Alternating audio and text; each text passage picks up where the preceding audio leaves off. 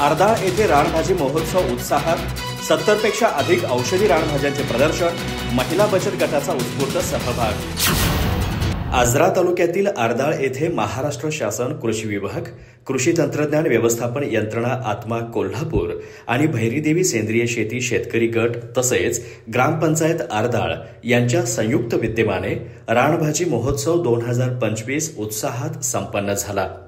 या महोत्सवाला महिला बचत गटांचा उत्स्फूर्त प्रतिसाद लाभला।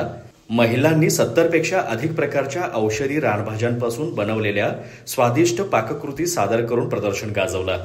या प्रदर्शनात अळू, उंबर, नाल, मोहर, शेडनळी, शेवगा, हादगा, कुरडू, वाघाटी, कांगोणी, काटेली, घोळ, भारंगी, बांबू, शतावरी, आंबाडा, गुळवेल अशा विविध रानभाज्यांचा समावेश होता।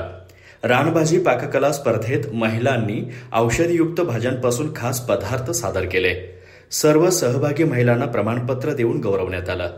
कार्यक्रमाचे प्रमुख वक्ते बाबासाहेब पाटील यांनी रानभाज्यांचे औषधी गुणधर्म स्पष्ट करून त्यांचा आहारात समावेश करण्याचं महत्त्व पटवून दिलं।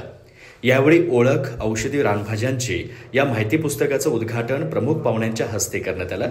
या कार्यक्रमाला गडहिंग्लज उपविभागीय कृषी अधिकारी किरण पाटील, सरपंच रुपाली पाटील, कृषी विभागाचे भूषण पाटील, दिनेश शेटे, दीपक मुळे, प्रदीप माळी, प्रकाश पाटील, विजयसिंह दळवी, अमित यमगेकर, ओंकार संकेश्वरी, अशोक कुंभार, ग्रामसेवक बाळासो पाथरवट, माजी सरपंच चिमणे, वसंत तळेकर, पोलीस पाटील मनीषा गुरव, तंटामुक्त समिती अध्यक्ष शिवाजी गुरव, ग्रामपंचायत सदस्य विठ्ठल पवार आदींसह ग्रामस्थ आणि विविध संस्थांचे पदाधिकारी मोठ्या संख्येने उपस्थित होते।